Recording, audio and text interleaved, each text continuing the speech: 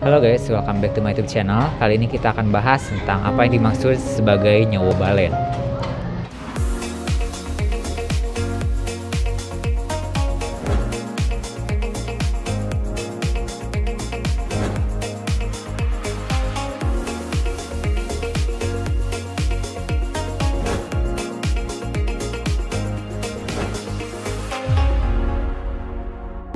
Apa kabar Anda? Saya doakan semoga selalu sehat dan senantiasa diberikan kemudahan serta kelancaran dimanapun Anda berada.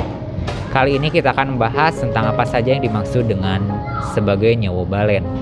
Sebagian dari Anda mungkin sudah pernah mendengar istilah ini, sebagian lagi mungkin belum.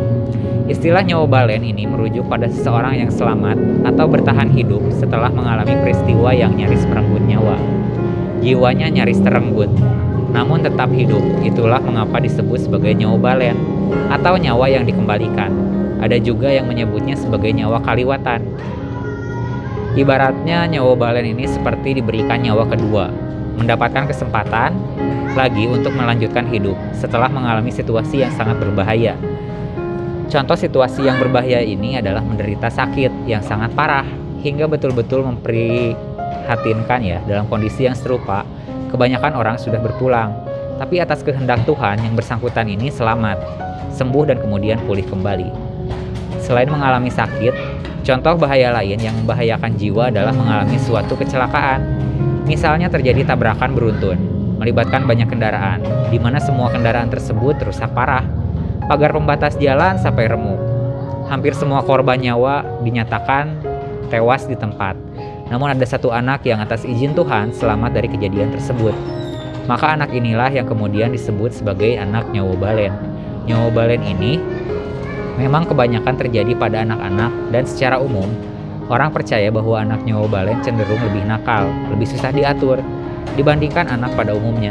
Ulahnya selalu ada-ada saja, sama sekali tidak bisa dinasehati. Pada orang tua pun berani membantah dan sampai besar nanti suka bertindak semaunya sendiri. Hal ini bisa dimaklumi sebab lumrahnya bila anak kita selamat dari suatu mara bahaya yang luar biasa, maka secara tidak sadar anak ini akan lebih manja kepada kita karena kita merasa ia hampir lepas dari pelukan kita. Akhirnya semua keinginan pun kita turuti. Lambat laun anak ini terbiasa akan mendapatkan apapun maunya. Jika suatu saat keinginan ini tidak kesampaian, ia pun dengan mudahnya menjadi tidak terima. Kemudian marah, merajuk, bahkan memberontak. Sedangkan orang tua tidak tega untuk menghadrik anaknya ya. Setiap kali ingat bahwa anak ini nyawanya pernah hampir melayang, bagaimanapun kesempatan kedua adalah sesuatu yang patut kita syukuri. Apalagi jika kaitannya dengan nyawa ini. Tandanya bahwa Tuhan masih sayang kepada kita. Apakah semua anak nyawa balen sudah pasti menjadi bandel? Tentu saja tidak. Tidak lantas semua anak nyawa balen akan berakhir bandel dan memberontak pada orang tua.